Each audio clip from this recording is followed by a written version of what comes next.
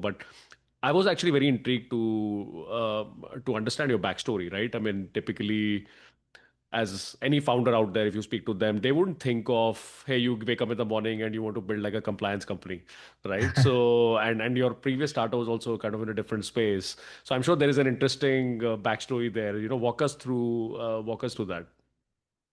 Sure. Uh, I think it starts from the fact that I'm primarily a programmer and an engineer first. I love building things. And my previous company was in the recruiting space. We built what is called as an applicant tracking system. It was a company called RecruiterBox, and fundamentally think of it as a system of record or a CRM for hiring. It just tracks everything that needs to happen with incoming candidates, who you've interviewed, collecting feedback about them, et cetera, et cetera. So it's a bookkeeping system for that. And like you rightly pointed out, this has nothing to do with compliance or anything else. We were growing this business, we grew it to a certain size. But one of the interesting things that was happening as we were growing that business is, as we started going up market, you start getting asked questions around security due diligence. It's fundamentally SaaS or AI means that my data is on your service, and increasingly I want some assurance that you're going to keep this data safe and secure. So I have questions about the security and the privacy of this. That's like the fundamental thing that happens in SaaS.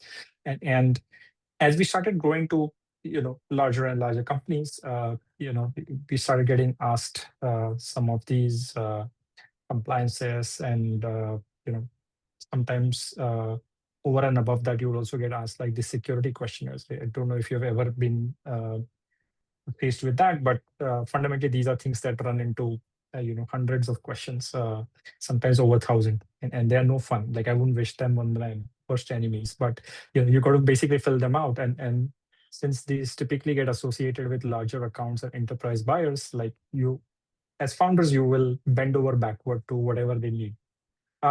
Long story short, we were going through a bunch of these, security due diligences. We were being asked about our security posture and compliances like SOC 2, ISO 27001, etc. And we did pretty much what every founder at that time would do, which is ask around, what do we do about this?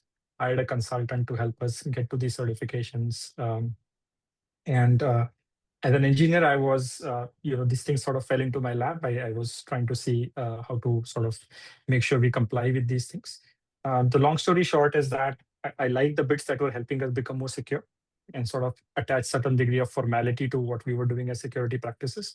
I absolutely hated the bits that just seemed paper pushing and just documenting stuff. And, it didn't seem to quite be adding a lot of value, but was necessary in order to sort of prove this to like an external auditor. So these compliances typically involve an external third-party auditor and so on and so forth. And to be perfectly honest, it's not like the idea to do a startup around this sort of came at that point. Right? We did what was necessary, and we eventually sold that company, like you pointed out. And then there was this about a year and a half between that and us starting as a new startup. And both I and my co-founder, who co-founded the previous startup as well, when we were thinking about what to do next and what are some of the ideas that we wanted to work on, this was one of the few ideas that we had. And I really like the way you pointed it out. Like, I think both of us have both I and my co-founder have a soft spot for these boring and sexy problems that are quietly running the wheels of business and that nobody wants to quite touch with like a 10-foot pole, but they do add a lot of value. And this seemed like a very, very interesting problem from that standpoint, in the sense that we have clearly seen why it is important, because it is sort of like opening the doors to an enterprise sale as for you as a company. So it looks like a security problem, but it's actually a trust problem if you really look at it. And it has this, interesting properties that it is a high value problem. It's simultaneously high pain to solve.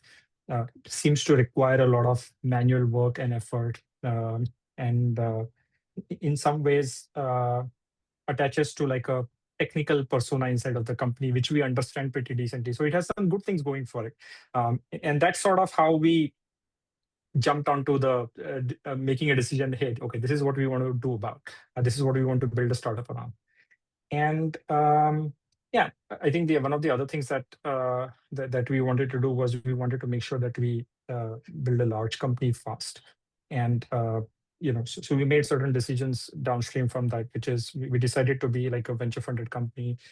My previous company was a bootstrap company in comparison, but we've had about uh, 4 years in the sun, under the sun, basically, since we've been selling, and we've grown quite rapidly. Today, Sprinto has over 3,000 customers across about 70 countries.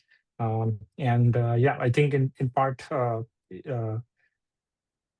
you know how they say that good markets look, decent founders look great. I started becoming a believer in that. Like, I think a lot of this is primarily because of the market that we are in, and we just seem to have picked a good problem to solve. Uh, and yeah, thankful for that.